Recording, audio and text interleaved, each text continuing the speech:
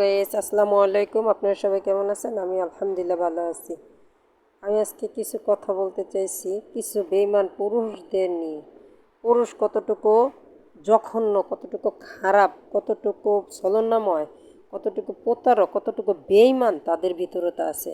তারা সরল কিছু মানুষকে কিভাবে ধোঁকা দেয়, কিভাবে ঠকায়, কি করে সব কিছু জেনে শুনে কিভাবে মানুষকে এত বড় ঠকাইতে পারে। ঘরে ভিতরে তার অনেক সমস্যা, তারপরও সে কেন আর একটা মানুষকে ঠকায়।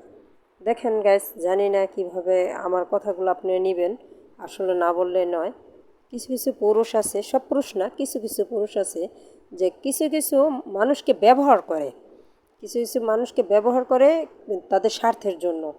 যখন স্বার্থ ফুরিয়ে যায় তখন তাকে ছুঁড়ে ডাস্টবিনে ফেলে দেয়। কেউ কারো খেলার পুতুল না ভাই। মেয়ে মানুষ হয়েছে বিদেই যে কারো খেলার পুতুল তা না। আমরা ছেলেদেরকে বিশ্বাস করি, কারণ ওদের ছলনা করার দিকটাই একরকম। ওরা অনেকভাবে নিজেকে গুছাইয়া সুন্দর করে কথা বলে। আমি এমন না, আমি অমন না, আমি তোমাকে ছেড়ে যাব না, এই করব না, সেই করব না, আকাশের চাঁদ এনে দেব। পরে দেখা যায় আকাশের চাঁদকে চাইলে বাহির থেকে একটা চকলেট আইনা দেয় না।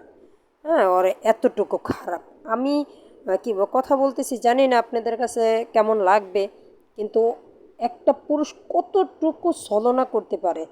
কারো লাইফ নিয়ে খেলার জিনিস না, কারো লাইফ। সে মানুষের লাইফ নিয়ে খেলার অধিকার কোনো মানুষেরই নেই।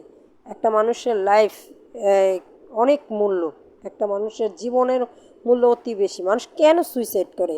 শুধু কিছু প্রতারণার কারণে মানুষ লাইভে এসে সুইসাইড করতেছে, মানুষ কষ্টে সুইসাইড করতেছে। আমরা কি করি? সুইসাইড করার পর